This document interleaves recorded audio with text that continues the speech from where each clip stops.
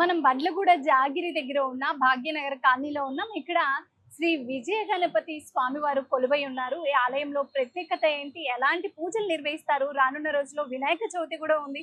ఇక్కడ వినాయక చవితి రోజు స్వామివారికి ఎలాంటి పూజలు చేస్తారు, ఇక్కడ ఎలాంటి హోమాలు జరుగుతాయి, ఈ ఆలయ ప్రాముఖ్యత గురించి తెలుసుకుందాం. ఇక్కడ చాలా మంది సుబ్రహ్మణ్యేశ్వర స్వామికి పిల్లలు లేని వారు సంతానం కోసం స్వామివారికి అభిషేకాలు చేసి పూజలు నిర్వహిస్తూ ఉంటారు. అనారోగ్యంతో ఉన్నవారు కూడా స్వామివారిని దర్శించుకోవడం, స్వామివారికి పాలతో అభిషేకం చేయడం లాంటివి చేస్తూ ఉంటారు. ఈ ఆలయంలో ఎలాంటి పూజలు నిర్వహిస్తారు, ఎలా జరుగుతాయో కార్యక్రమాలు ఇక్కడ ఆలయ అర్చకులు ఉన్నారు, వారిని అడిగి తెలుసుకుందాం. పదండి.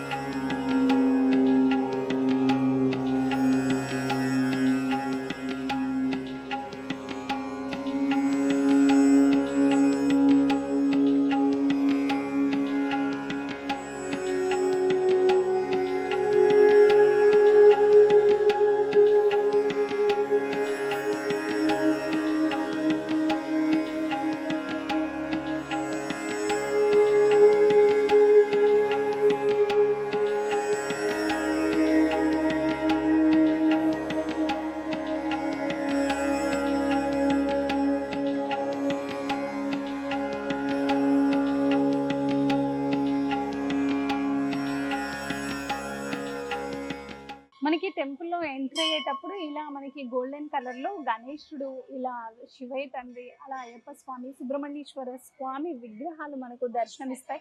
గోల్డెన్ కలర్ లో టెంపుల్ అంతా చాలా పీస్ఫుల్ గా ఉంటుంది. ఇక్కడ ధ్వజస్తంభం కూడా అన్ని గోల్డెన్ కలర్ లో ఉంటాయి. పీస్ ఆఫ్ మైండ్ ఈ టెంపుల్లోకి అడుగు పెట్టంగానే చాలా పీస్ ఆఫ్ మైండ్ అనిపిస్తూ ఉంటుంది. ఈ టెంపుల్కి మనం ఇలా ఎంటర్ అయ్యి వచ్చాక మనకి లెఫ్ట్ సైడ్ ఏమో సుబ్రహ్మణ్యేశ్వర స్వామి దర్శనమిస్తారు. ఇక్కడ రైట్ సైడ్ దత్తాత్రేయ స్వామి మనకి దర్శనమిస్తారు.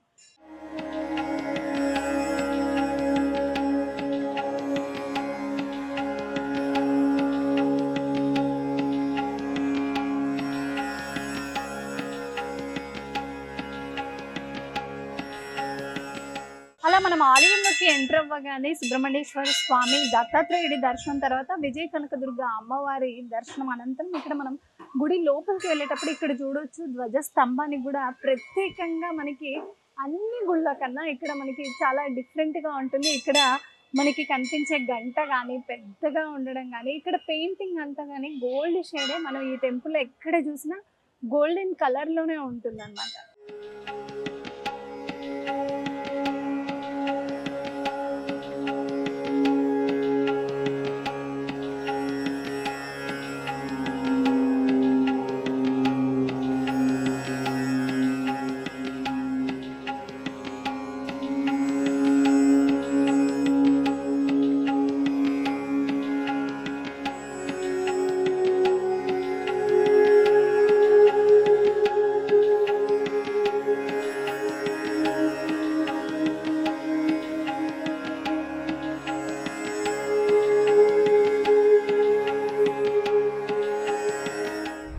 ఆలయము సజావుగా సాగడం అంటే ఆలయ కమిటీ మెంబర్స్తోనే అవుతుంది. ఆలయ కమిటీ మెంబర్స్ ఉన్నారు.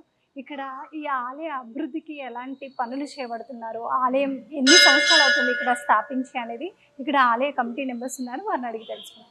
సార్ నమస్తే. చెప్పండి సార్, ఇక్కడ ఆలయ అభివృద్ధి కానీ ఎప్పుడు ఇక్కడ మనకి గుడి కట్టడం జరిగింది, ఎలా? ఓం నమః శివాయ. సో ముందుగా పల్లవి టీవీ యాజమాన్యానికి మా టెంపుల్కి వచ్చి మా ఆలయ విశిష్ట గురించి టీవీలో రిలీజ్ చేయడానికి అంగీకరించినటువంటి అందరికీ కూడా మా శుభాభినందనలు తెలియజేస్తున్నాం. ముఖ్యంగా మా ఆలయం గురించి చెప్పాలంటే మా ఆలయము 2008 సంవత్సరంలో స్థాపించబడింది. సో ప్రస్తుతం ఉన్నటువంటి ఆలయ కమిటీ చైర్మన్ గారు టంకశాల శ్రీధర్ గారు, అదేవిధంగా వైస్ చైర్మన్ గారు సరికొండ పెంటారెడ్డి గారు, జనరల్ సెక్రటరీ వెలిచేటి ప్రసాద్ గారు, ట్రెజరర్ గారు శ్రీ బంగ్లపాటి నారాయణరావు గారు, అదేవిధంగా జాయింట్ సెక్రటరీగా అవుల రవికుమార్ నేను వివరిస్తున్నాను. అదేవిధంగా ఆర్గనైజింగ్ కమిటీ సెక్రటరీగా లక్ష్మీనారాయణ గారు, తర్వాత భాగ్యమ్మ, ప్రధాన అర్చకునిగా శ్రీ చంద్రశేఖర్ శర్మ గారు వివరిస్తున్నారండి. ఈ ఆలయం యొక్క విశిష్టత ఏంటంటే స్థాపించబడినటువంటి 2008వ సంవత్సరం నుంచి మన హైందవ సంప్రదాయం ప్రకారం కలిగినటువంటి క్యాలెండర్లో ప్రతి పర్వదినాన్ని కూడా అంగరంగ వైభవంగా భక్తుల సహకారంతో మరి ఇక్కడ ఉన్నటువంటి గ్రామ పెద్దల సహకారంతో ఆలయ కమిటీ ప్రధాన అర్చకుల ద్వారా ప్రతి పూజని కూడా అంగరంగ వైభవంగా ఎంతో భక్తి శ్రద్ధలతో నిర్వహించుకుంటామండి. ఇంకా ముఖ్యంగా చెప్పాలంటే మా ఆలయము 2008వ సంవత్సరం నుంచి దినాభివృద్ధిగా అభివృద్ధి చెందుతూ ఆ రామలింగేశ్వర స్వామి మరియు శ్రీ విజయ గణపతి రామలింగేశ్వర స్వామి యొక్క ఫ్యామిలీ మొత్తం ఇక్కడ స్థాపించబడడం జరిగిందండి. సో ఆ రామలింగేశ్వర స్వామి యొక్క ఫ్యామిలీ మొత్తం కూడా ఫ్యామిలీ ఆశీర్వాదం కూడా మా ఆలయ కమిటీ మీద మరియు ఇక్కడ ఉన్నటువంటి గ్రామ ప్రజలపైన ఉన్నందువల్ల ఆలయము దినాభివృద్ధిగా అభివృద్ధి చెందుతుంది. అదేవిధంగా స్థాపించబడినటువంటి స్టార్టింగ్ లోపల భక్తులు ఈ ప్రాంతం ఏరియా వాళ్ళు మాత్రమే వచ్చి తమ కోరికలను తమ ఆశయాల్ని చెప్పుకుంటూ తన కోరికలు తీర్చిన తర్వాత వాళ్ళు అనుకున్నవి మొక్కు తీర్చుకునేవారు.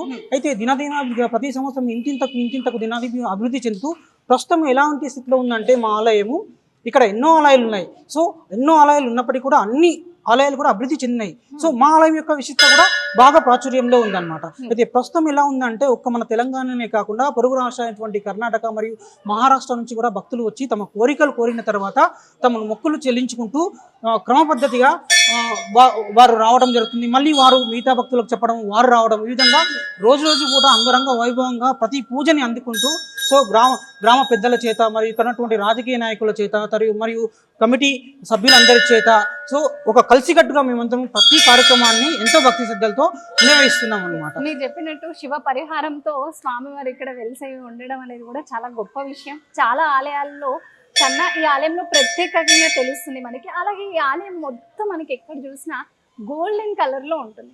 మనకి ఎక్కడ ఎలాంటి కలర్ షేడ్స్ కనిపించవు. ఏంటండి ఇదే పెయింటింగ్ వేయడం అంటే ఏంటి?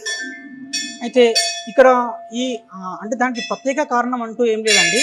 మా ఆలయ కమిటీ అందరం కూడా ఒక ఆలోచించి మన ఆలయానికి ఇంత విశిష్టత ఉంది.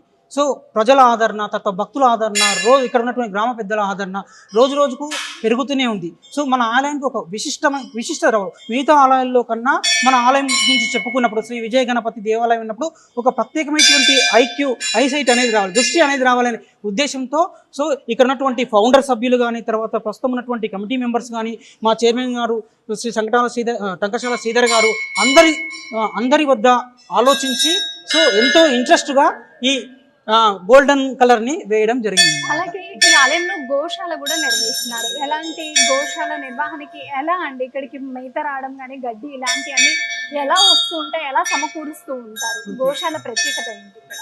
సో గోశాల అనేది గత 4 సంవత్సరాల ముందు గోశాల అనేది పెట్టడం జరిగిందండి. పెట్టినప్పటి నుంచి గోశాల పెడతామనే ఆలోచన శ్రీధర్ గారు తీసుకొచ్చారు. కమిటీ మెంబర్ శ్రీధర్ గారు మిగతా సభ్యుల కమిటీతో చర్చించి మీటింగ్ పెట్టి తన ఆలోచన వ్యక్తపరిచినప్పుడు అందరూ కూడా సహకారం తెలపడం జరిగింది. అదేవిధంగా ఆ ఆలోచన ఆయనకు ఉన్నటువంటి ఆలోచన ఈ రోజు కూడా మీరు చూస్తూనే ఉన్నారు ఎంత అభివృద్ధి చెందిందో.